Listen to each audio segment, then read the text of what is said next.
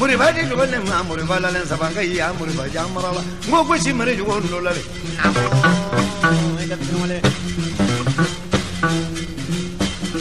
daga tamadi ko ne ma fayala ngo ko si bari ne wando verila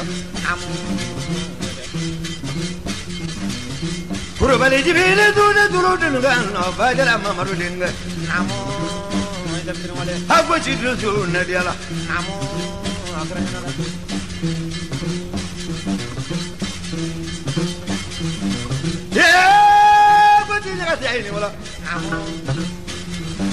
Ale ka sama ini ne kono no ma wi to me kono bu nya bla bodo do ko mo le bla mo don so jama ke wali di ga de ko ti bra mi bla shi no do de kunu na shi no do de kunu do so mi mo o ye ko ti nya ga ti ko so ma ne ke ma so ma do yin di ke kala ma andi be bulu Wadu ko janyo Maria, wadu ngulo be mi ko sinya ga dai ni tu. Bani pinda janyo dia lila. Wati wale sama ko birangulo wele. Wa bi ju dura birangulo.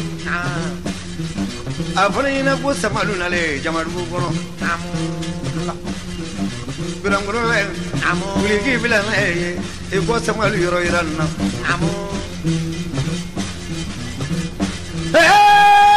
Dulu kan lo kerabini makan teh pun bangkrut.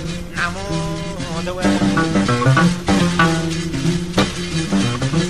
bidang kaya tu ini tu nyagate. Namo, mereka dia tu ini malah nyagate. Namo,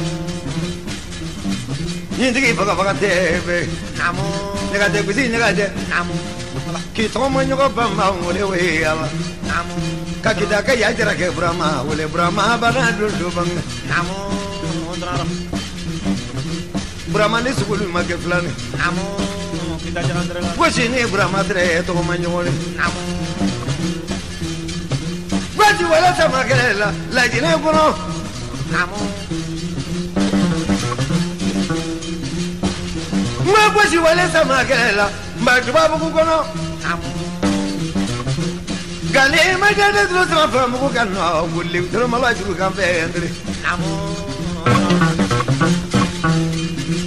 Naga mani tega kamba. Namo.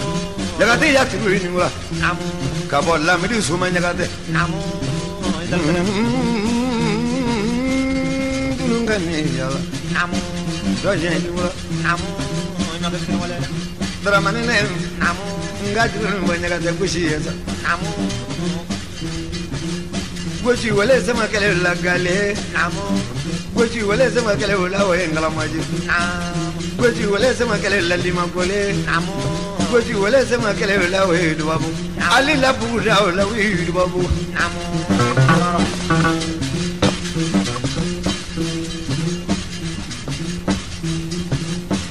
Nyama boba ke nyama sukuna pake. Namo. Tawera. Jaga te gwaji jaga te ini tu. Namo. Trara. Bolo la juru kan na te kama songa. Ngone di ko bi wule we ne ga meli. Namo. Ngone di tu wule we ni mana meli ka fla baba du wule shikoroni. Namo. Ka morbo so wule. Namo. Jaga te kusi jaga te ni. Namo. Hey, le dolo jabe na kuliga. Mamru le tru we mi ba. Namo. Mamru le kala ne ni wala. Yegora le ka ya te te fali ni su. Fla ma zable modi ni su. Kile mamru modi ni su. Jadi Brahma doa kayak ini tu, kapitan lama ni doa kayak ini tu, jadi tempat itu kita jumpa, waktu aku mau dia. Namo, nak kita rumah le. Kasama lupa pun danya kui, bagun danya kui, kau kena orang itu temu ini aku sapna lingga bro. Namo, tahu apa mana? Bangun di mana? Bangun di mana? Eh, boleh boleh tiga beli ni boleh. Namo, cincin ini tu. Namo. Le dulu kan lo. Bangani manya ini mula. Namo. Sama ini lo ane kono no. Namo. Ale bama wadu di de dogre vola. Namo. Ai biri lo ngone babra o ngone bayoro. Namo. na diara mansa yi gadala masini nugu so mana ko ji so daga sawala ngalon ko magle namu dajamada gosi kilang ngoni fa bra udan tami ko rabu namu garanyana betul ngai yang ngoni fa ko wati masabari ba namu bulo la tulun na masumanya de namu ajara mansa yi mansa wala namu amadiya mansa yi mansa wala namu shinin gote shinin gane gote anye yoro min nanni burama kile mina ki bwadu nshi bunne yala sama min lo le ne kongoro la woro e ka sama nyi wuta kanari bura no ma do songo fita shinin namu wada ka sama nyi ne ngoni bo ma do songo jamu sana to mulo belle namu garanto mo rabu hala mi di so man nyaga te ka gosi nyaga te wuri namu anama mulo mai akiri mulo mai anama mulo nya mai akiri mulo nya mai anuma mai akunguro mai kunguro te sha namu tawala gosi nyaga te le ni so namu dibikanya latiki ni so namu mai ma ko buri bana ga kurma te nya pola namu kiri tu telo na tu se kwete kele ndola ngabe baja tike ko mo ti fa la ko tatu ne jeli sola tatu ne dala bele sola mo ko singa na fana ki ko ge nyogone gosi ki bari ga sama nyi bu lai barkanye namu nangila menyon du do fietrela namu trela ka yan suma na barkanye we trela namu nyaga de gosi nyaga de nangila menyon du do fie we trela trela ka yan fa iraba kuna dai ne su so tele ba do ira ka juru bila malila fadi hanyana ka dine kono ma de trela danga huno fa iraba kuna te barga namu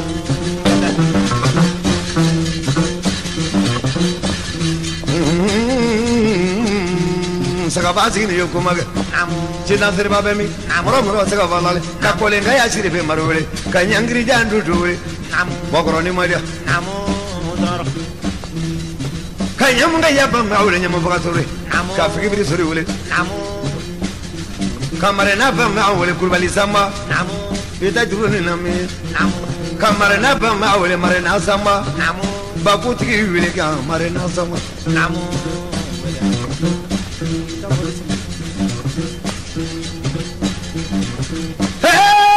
tu dire barkera namu balaga ya juru faji mai ni suba namu balaga ya kono le ka we mande namu daro jima bala kono bange we mande namu muri ni kurana ni suba la jima namu ya muri jandu lale shina dingela namu nyakanna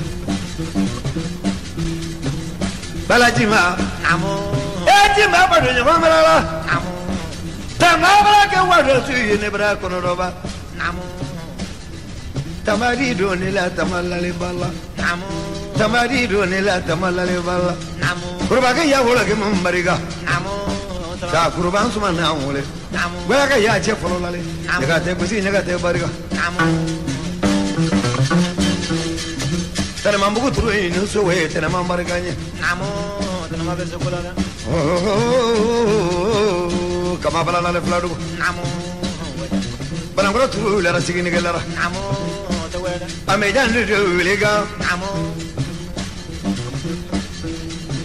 kani mina du le be banga namu son kontro le we son gonjibiba namu tawala ame jalo ga wala ba kama ndine kono na umma to ko songo son gonjibiga da ga kama ndine kono na umma to ko songo namu ka wanda jar so wuli ka bodan ba nyi ndike kala ba wuli ga namu ko mina dinga wada namu damanyaran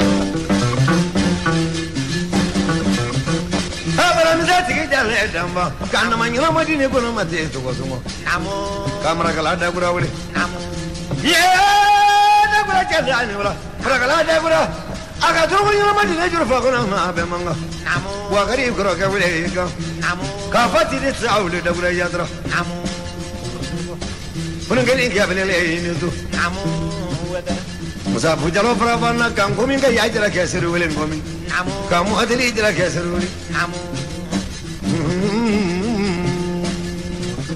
namu kashi gura nindiri wuli wi kamara namu kashi gura nindiri wuli wi kamara namu kamara bana himi nyani mata bana namu trara baguri kuma baguri da bajure mu majuru da ci maturu man natulu ni to namu yindigi faga faga dogo yale namu ne da ga ya ga te kuji ni wala mali don so bale ni su namu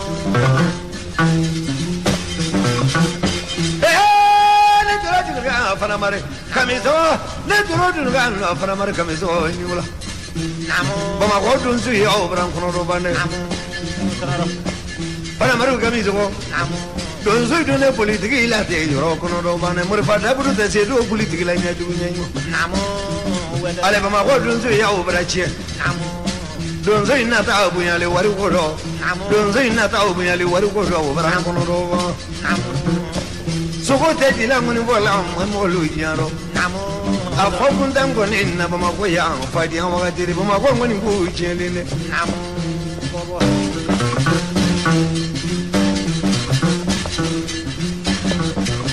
tere la tere mamu barigada ne wali baru la tere mamu tere ma ka tura faga ne kono no yala ka bama digi di ne kono no ma tere mamu tere mamu ke bo la siga chilara Roman Nasru bariganya tibi sa baru lalle sangre fla ko la yang ga yala di la awatulu tungani gira bara bo tungan no de ka ke krire ko kunno yala miri la kuru kunno yala miri la lenge bro yala miri la bima yala sine ni yala batulu mama yala tro ko ko mama yala tro mo lu fu kuma ga no mangwanza yala silu ai ni wala yani mo ai ni wala yalo ni jegi de jiribi ni sangre bugu druni bu ho de ma buru ba ni mo majoro asamra ju ju lale bamri la fatima jiga ju ju lale bamri la bamri la tu de ni na sama ga bu biri do ho ga lam ni ju ju lale bili ba ko chi ba lale sama ya jira ju ba mi bur ga sa ju la ya na tu tu ga asangri do ba mi ba faya dugu jabe roma dia ne duro dun ga no sangri do sangri do ni sugo ma ga plan kamera ga dia den mo le sulmani baraje sulmani barkanya turu manjarana ka ba goro ba tra wele wele aya fala ba goro ba ma ba go du ni su kune tolo dun ga ndo ga manga ka ma maru fo fana wele wala ji mala kare ne ne zo ma maro ko bana ka suru manin gibi wili ka tame ka ya ja si wole ka suma ila ta ga wole ka isa ya tra wole ne tro dulum no ade mela to na wole de diala isa ya tra ya mo zanna to mo fa de mo ko le film ga ya mo